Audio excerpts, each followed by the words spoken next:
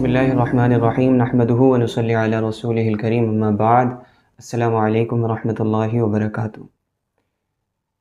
دوستو آج کی اس ویڈیو میں ہم ایک شکایت کے بارے میں بات کریں گے جو کہ علماء سے اور جتنے بھی اسلامک پیجز ہیں ان کے کنٹینٹ کے نیچے جب آپ کمنٹ سیکشن میں جائیں گے تو یہ شکایت بہت پائی جاتی ہے کہ ہماری زندگی اتنی مشکل کیوں ہے، یعنی ہمارے ساتھ اللہ تعالیٰ ایسا کیوں کر رہا ہے، ہمارے اوپر اتنی آزمائشیں کیوں ہیں۔ اور ہم اس طرح سے ہم یہ بتانا چاہتے ہیں کہ اللہ کی پناہ مانگتے ہیں ہم اس خیال سے بھی کہ اللہ تعالیٰ ہمارے ساتھ ناانصافی کر رہا ہے، یعنی اور لوگ تو بہت خوش ہیں اور ہم لوگ ہی پریشان ہیں۔ اچھا، اور یہ خیال آتا کیوں ہے؟ مطلب پریشانیوں سے گھبرانا، پریشانیوں سے ڈرنا، اتنا کمزور سا ہونا کہ کچھ بھی آ رہا ہے پریشانی ہو رہی ہے۔ میں یہ تو نہیں کہنا چاہتا کہ ان لوگوں کو پریشانیاں نہیں ہوتی ہیں، لیکن لائف کو اس طریقے سے لینا کہ ایک لائف ایسی بھی ایگزسٹ کرتی ہے جہاں پر کوئی بھی پریشانی نہیں ہوگی، ہمیں کوئی ایسا فیز آئے گا لائف میں جہاں پر ہم خوش ہی خوش ہوں گے۔ تو یہ ہمارے دماغ میں کہاں سے آ رہا ہے؟ یہ اصل میں ہمارے دماغ میں آ رہا ہے ویسٹرن فلاسفی سے، جو ویسٹرن انفلوئنس ہے ہمارے اوپر، جو وہاں کی سوشل نارمز اور وہاں کی جو فلاسفی ہمارے پاس آ رہی ہے، ان کی تھنکنگ جو آ رہی ہے ہمارے پاس، وہ یہی ہے کہ لائف کا جو سب سے بڑا گول ہے وہ ہیپینس ہے۔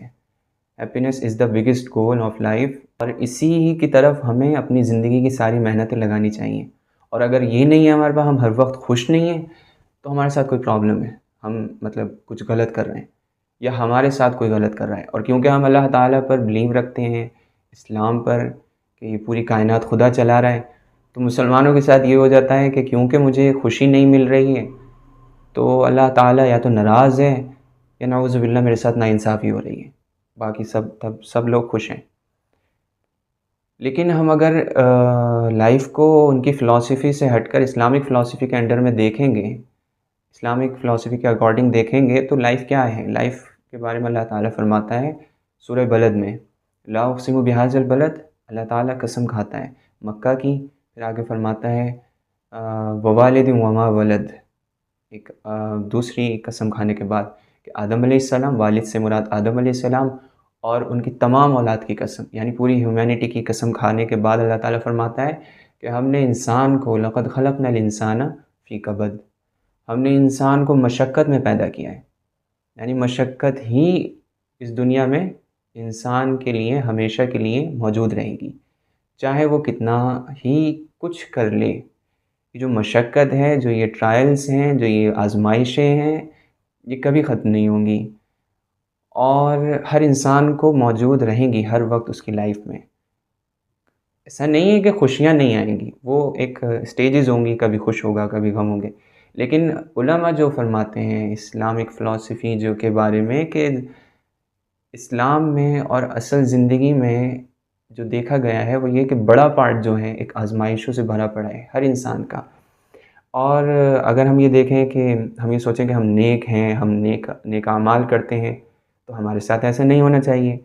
بہت سے لوگوں کی سوچنا غلط بن جاتی ہے کہ اگر ہم نیک عمل کر رہے ہیں، نیک زندگی گزار رہے ہیں، تو ہماری زندگی میں سب خوبصورت ہوگا۔ ایسا بھی نہیں ہے۔ سب سے نیک لوگوں کو اگر ہم دیکھیں اور معصوم لوگوں کو دیکھیں، جو گناہوں سے پاک لوگ، انبیاء، ان کی زندگی ہم دیکھ لیں گے تو ہمیں یہ غلط فہمی کبھی ہوگی ہی نہیں کہ نیک لوگوں کو پریشانیاں نہیں آتی۔ انبیاء کی زندگی دیکھیں گے تو سب سے بڑی پریشانی ہی ان لوگوں کو آتی تھی۔ اچھا، تو پھر ایک نیک آدمی کی اگر ہم فالو کر کے چلیں، ہم سے کہا جاتا ہے کہ کامیابی اسلام میں ہے اور اللہ تعالیٰ کے حکموں کو ماننے میں ہے، تو کامیابی وہ پھر کون سی کامیابی ہے جو اسلام میں ہے اور اسلام کے حکموں کو فالو کرنے میں ہے؟ تو وہ کامیابی ہے کیا؟ وہ کامیابی یہ ہے کہ اللہ تعالیٰ فرماتا ہے من عمل صالحا من ذکر او انثی وهو مؤمن فلنحیینہ حیاتا طیبہ۔ آپ اپنے نیک اعمال کی وجہ سے جو ایکسپیکٹ کر رہے ہیں، وہ آپ کو کیا کرنا ہے؟ وہ یہ نہیں کرنا ہے کہ آپ کو ایک سکون کی، ہر وقت ہنستے کھیلتے والی ایسی زندگی نصیب ہو جائے گی، آپ کو ایک پاک زندگی نصیب ہو جائے گی۔ فَلَنُحْيِيَنَّهُ حَيَاةً طَيِّبَةً، جو شخص نیک عمل کرے، مرد ہو یا عورت، اور پھر دوسری شرط کیا ہے اس کی؟ نیک عمل کرے. دوسری شرط ہے ایمان والا ہو، مرد یا عورت. من عمل صالحا من ذکر او انثی، مرد یا عورت کوئی بھی، اور وہ مومن ہو تو فلنحیینہ حیاتا طیبہ، ہم یقیناً اس کو پاک زندگی دیں گے اس دنیا میں، اور وَلَنَجْزِيَنَّهُمْ أَجْرَهُمْ بِأَحْسَنِ مَا كَانُوا يَعْمَلُونَ، اور ہم ان کو ضرور بدلہ دیں گے ان نیک اعمال کا جو وہ اس دنیا میں کرتے تھے، اس سے بہتر بدلہ دیں گے جتنا وہ عمل کرتے تھے.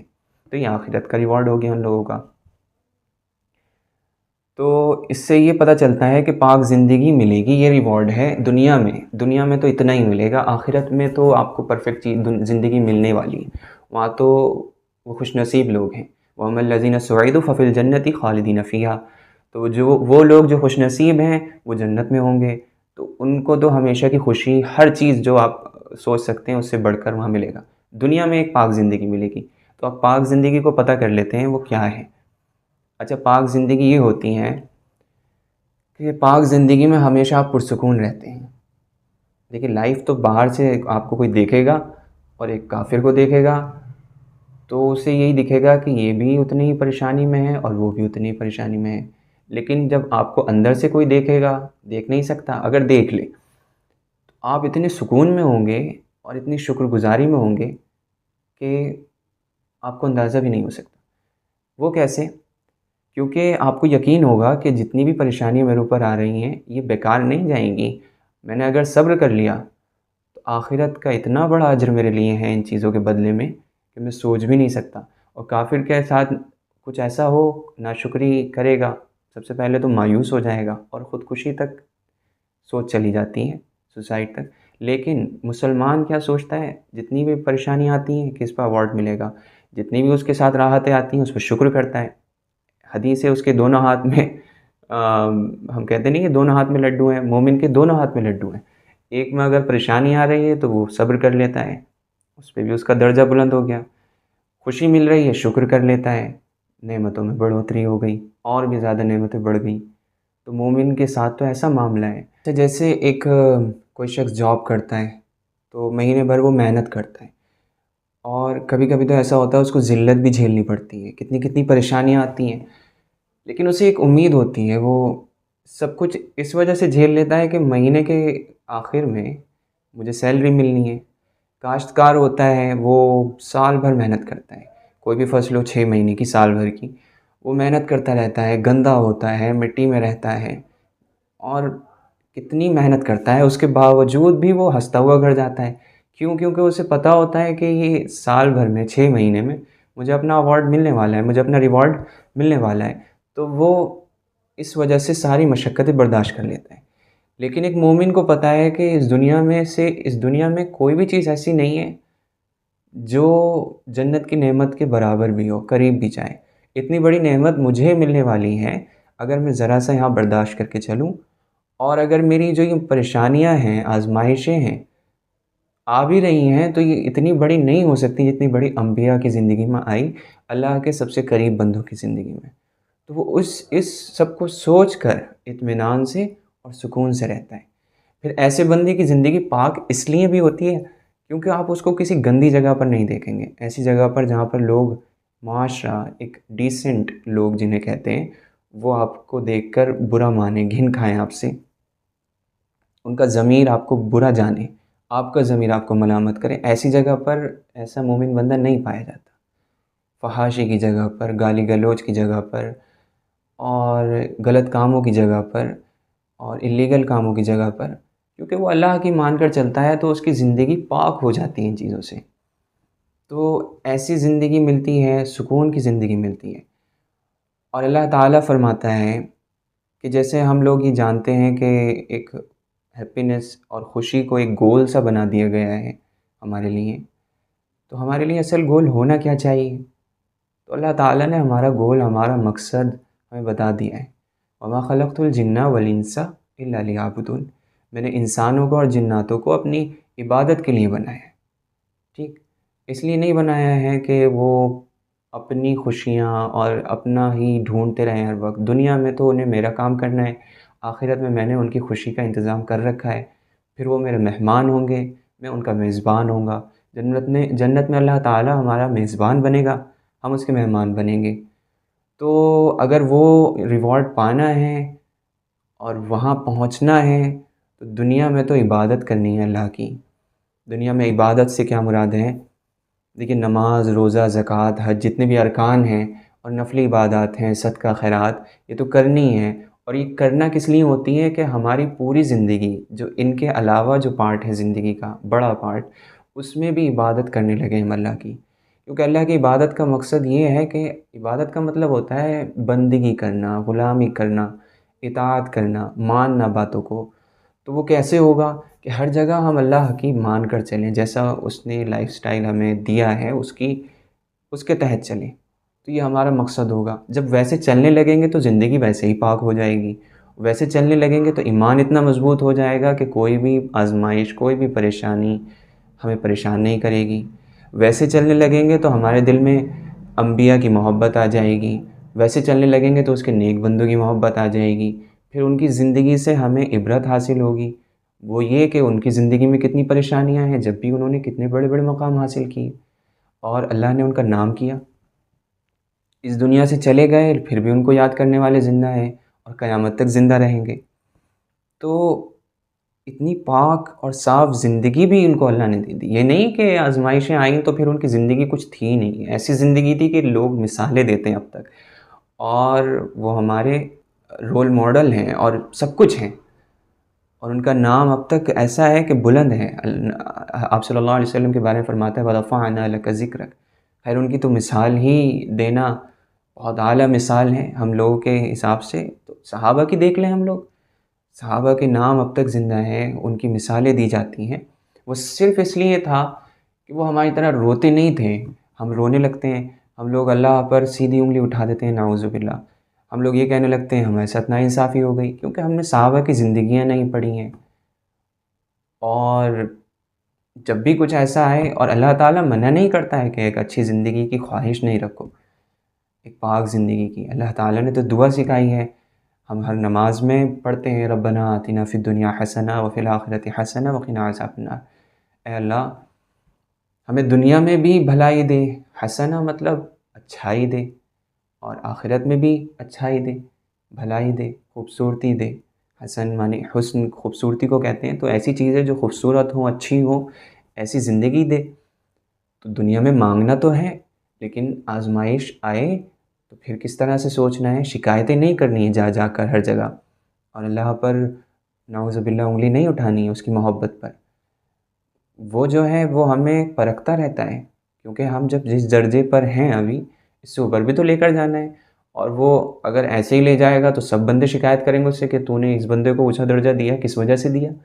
وہ کہے گا کہ میں نے اس کو آزمایا تھا، اس نے صبر کیا، مجھے یاد کیا، آزمائش کو ایک موقع سمجھا میرے قریب ہونے کا، تو میں نے اس کو ایسا مقام دے دیا۔ جنت میں ہی مرتبے ہیں، اللہ تعالیٰ ہمیں جنت نصیب فرمائے، جنت الفردوس نصیب فرمائے، لیکن اس کے لیے محنت کرنا پڑتی ہے، آزمائشوں پر صبر کرنا پڑتا ہے، شکایت سے اپنی زبانوں کو روکنا پڑتا ہے۔ اور چونکہ ہم انسان ہیں اور کمزور ہیں، تو پھر ہم کبھی کبھی شکایت کرنے لگتے ہیں، لیکن پھر اس کے لیے توبہ کرنی چاہیے۔ کچھ لوگ تو بغاوت پر اتر آتے ہیں، بہت سے کمنٹس ہوتے ہیں بغاوت نظر آتی ہے اس میں سے۔ خیر، اللہ تعالیٰ ہم سب کو ہدایت دے، ایسا نہیں کرنا چاہیے۔ اچھا، اور ہمارا ہونا کیا چاہیے نا کہ ہر انسان کی آزمائشیں ہیں، تو جو بھی حالات ہیں ہمارا گول یہی ہونا چاہیے کہ اس میں بہتر سے بہتر اللہ کی عبادت کر کے اس دنیا سے چلے جائیں۔ یعنی جو بھی حالات ہمارے سامنے ہیں، عبادت کا مطلب یہ نہیں ہے کہ کوئی 100 نفل پڑھ رہا ہے، دوسرے نے 50 پڑھ لیے تو 100 والا جیت ہی جائے گا اس سے۔ ہو سکتا ہے 50 پڑھنے والے کے حالات ایسے ہوں کہ اس کے 50 بھی ان کے 100 سے کئی گنا آگے ہوں، اور دو نفل پڑھنے والے کے حالات ایسے ہوں کہ وہ 1000 والوں سے جیت جائے۔ تو جو بھی سرکمٹینسز ہیں ہمارے آس پاس، جو بھی سچویشن ہے، جو بھی کنڈیشنز ہیں، جو کچھ بھی ہے، اس کے مطابق، اس کو دیکھتے ہوئے ہمیں اپنا بیسٹ دینا ہے، یہ ہمارا گول ہے۔ اور پھر باقی اللہ پر چھوڑنا ہے۔ آزمائشیں آئی ہیں تو صبر کرنا ہے، نعمتیں ملی ہیں تو شکر کرنا ہے، شکایت نہیں کرنی ہے، نہ رب کی بندوں سے، نہ بندے کی رب سے۔ کسی سے شکایت نہ کرو، شکوے ختم ہو جائیں زبان سے تو وہ بندہ بہت بڑے مقام حاصل کرتا ہے۔ تو یہی تھا کہ ہم جو ہے اپنا دیکھنے کا طریقہ بدلیں۔ ہم دنیا کو یہ نہیں سمجھیں کہ ایک اسٹیج ایسی آئے گی کہ سب کچھ ہی ٹھیک ہوگا، وہ اسٹیج آخرت میں ہے۔ دنیا میں تو انسان پیدا ہوتا ہے تو اپنے بڑوں کا محتاج ہوتا ہے، کچھ بھی مانگنا ہو کرنا ہو، ہاتھ پیر کمزور ہوتے ہیں، بڑے سب کچھ کر کے دیتے ہیں، ان کا محتاج ہے۔ ایسا انسان پیدا کیا گیا ہے۔ بڑا ہوتا ہے تو کاروبار کی ٹینشن، کمانے کی ٹینشن، گھر چلانے کی ٹینشن، لوگوں کی ٹینشن، لڑائی جھگڑے، حسد فساد۔ پھر جب ذرا وہ سنبھال لیتا ہے سب کچھ، سوچتا ہے اب جئیں گے، تو پھر بڑھاپے کی بیماریاں آنا شروع ہو جاتی ہیں، تو پھر وہ دوسروں کے ہاتھوں مجبور ہو جاتا ہے، اتنا بوڑھا ہو جاتا ہے کہ عقلیں بھی بھول جاتا ہے، اپنی اپنی کہانی بھی بھول جاتا ہے زندگی بھر کی۔ اور ایسی زندگی پانے والا شخص سوچے کہ کوئی ایک ایسی سٹیج آئے گی جہاں میں خوش ہی خوش ہوں گا، تو قدرت نے ہمیں اس لائق نہیں چھوڑا ہے کہ اس قدرت نے ہمیں زندگی میں ایسا بنایا ہی نہیں ہے کہ ہم ہمیشہ خوش رہیں۔ آخرت اس کے لیے بنائی گئی ہے، اس کے لیے محنت کرتے رہیں، اور دنیا میں زیادہ سے زیادہ کوشش کریں کہ وہ آخرت جو ملنے والی ہے، جو خوبصورت ہے، جہاں ہمیشہ کی خوشی رکھی گئی ہے، وہ اس جگہ ہمیں اچھے سے اچھا درجہ مل جائے۔ میری بھی یہ توفیق ہو، مجھے بھی اللہ یہ توفیق دے، بولنے والوں کو اور سننے والوں کو بھی، کیونکہ ہمیں بھی ضرورت ہے، آپ کو بھی ضرورت ہے، سب کو ضرورت ہے۔ تو یہی میرا بتانے کا وجہ یہی تھی کہ میں کچھ پڑھ رہا تھا کمنٹس میں، تو میں نے دیکھے اور مجھے لگا کہ اس پر تھوڑا سا بات کر لینی چاہیے، اور ایک ہمارا نظریہ تھوڑا ٹھیک ہو جائے، دنیا کو کس طریقے سے دیکھنا ہے۔ امتحان کی جگہ ہے، اور امتحان کی جگہ میں ایوارڈ نہیں ملتے، ریوارڈ نہیں ملتے، وہ بعد میں ملتے ہیں۔ وہ جب آپ اول نمبر پر آتے ہیں، کوئی پوزیشن لاتے ہیں، تب ملتے ہیں۔ تو وہ دنیا میں نہیں ہونا ہے، وہ آخرت میں ہونا ہے، جب آزما لیے جائیں گے، کچھ اچھا کر کے جائیں گے۔ اچھا، دنیا میں کیا ملے گا؟ امتحان کی جگہ پر تو کچھ بھی نہیں ملتا، لیکن یہاں پر اللہ تعالیٰ نے اتنا کرا ہے کہ دنیا میں آپ کو سکون ملے گا، اطمینان ملے گا، لوگوں میں عزت ملے گی، اس کے نیک بندوں کی محبت ملے گی، اور آپ کا نام ہوگا۔ چاہت نہیں کرنی ہے نام کی کہ میرا نام ہو، لیکن اللہ تعالیٰ کر دیتا ہے۔ اللہ تعالیٰ اپنے نیک بندوں کے دل میں آپ کی محبت ڈال دے گا، اور بھی اتنا کچھ ہوگا۔ ہمارے سامنے مثالیں ہیں انبیاء کی، صحابہ کی، اس کے نیک بندوں کی، اولیاء کی، شہداء کی، صالحین کی۔ دیکھیں نا ان کی زندگی کیسی کیسی مثالی زندگی ہے، تو ویسی زندگی ملے گی، اور آخرت کی بھی عزت ملے گی، جو اصل حقیقی عزت ہے، جو اللہ کے سامنے اس کے فیصلے کے بعد ملنے والی عزت ہے، وہ کبھی چھن نہیں سکتی۔ خالدین فیہا، جنت میں بھی، اور اللہ نہ کرے دوزخ میں بھی ہمیشہ رہنے والے ہیں، اور جنت میں بھی۔ تو اللہ تعالیٰ ہمیں جنت کا رہنے والا بنائے، اور دوزخ سے بچنے کے انتظام ہمارے لیے کر دے، توفیق دے دے کہ ہم ایسے اعمال کریں جو دوزخ سے ہمیں بچا لیں اور جنت میں داخلہ کرا دیں، اور شکایت سے ہمیں اللہ تعالیٰ بچا لیں، اور شکر کرنے والا، اور ہر نعمت پر اس کے شکر کرنے والا، صبر کرنے والا بنائے۔ اللہ تعالیٰ سے دعا ہے کہ وہ ہم سب کو ان سب باتوں پر عمل کی توفیق عطا فرمائے۔ جو باتیں غلط نکل گئی ہوں ان کو ہمارے دل سے مٹا دیں، اور جو فائدہ مند باتیں ہیں ان پر مجھے بھی اور ہم سب کو عمل کی توفیق عطا فرمائے۔ السلام علیکم ورحمۃ اللہ وبرکاتہ۔